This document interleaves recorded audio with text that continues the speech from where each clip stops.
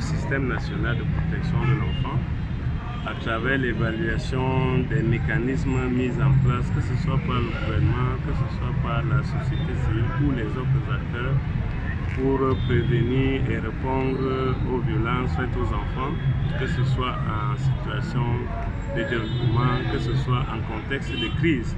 Donc nous voulons voir quels sont les mécanismes mis en place pour s'assurer que les enfants sont protégés dans tous ces contextes-là.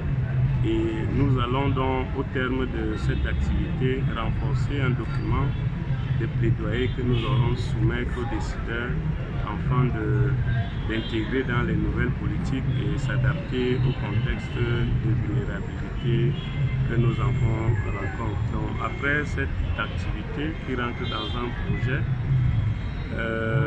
qui permet à long terme d'impacter 5 millions d'enfants à travers le renforcement des capacités des autorités administratives, des autorités judiciaires, des forces de maintien de l'ordre, des acteurs de la société civile. Puis nous allons terminer par un plaidoyer où nous allons confier les décideurs du gouvernement pour soumettre le document de plaidoyer qui sera... À quel niveau se situe le droit des enfants au Cameroun? Le Cameroun a évolué, on a commencé déjà à apprécier le fait qu'il ait ratifié la plupart des instruments juridiques de protection de l'enfant. Le défi reste sur son implémentation dans l'arsenal juridique national et nous avons encore quelques efforts à faire. C'est pour ça qu'il y a quelques années, nous avons porté un plaidoyer au niveau du Parlement et du gouvernement pour adopter le Code de protection de l'enfant qui va prendre en compte la protection de tous les éléments qui concourent au bien-être et à l'épanouissement des enfants. Donc nous avons donc amélioré ce système de protection parce que nous avons des contextes qui ont changé. On n'avait pas un contexte d'insécurité, nous l'avons déjà.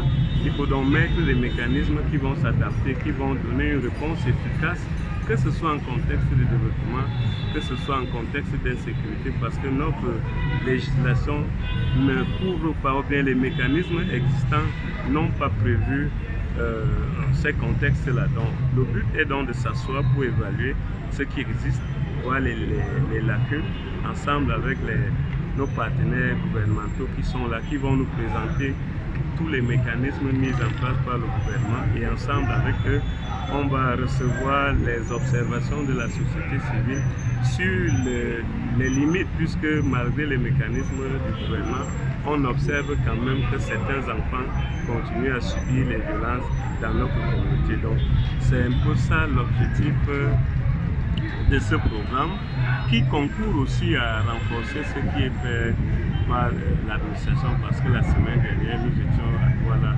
former les acteurs sur la question avec le ministre de la Justice et nous allons à Bafoussam la semaine prochaine avec le ministère de la promotion de la femme. Il y a aussi un programme de formation des forces de l'ordre et de sécurité sur la mise en place du Child-Ex avec le ministère des Affaires sociales. Il y a tout un programme qui est en train d'être développé. Donc toutes ces actions-là vont donc concourir à renforcer notre système national de protection de l'enfant.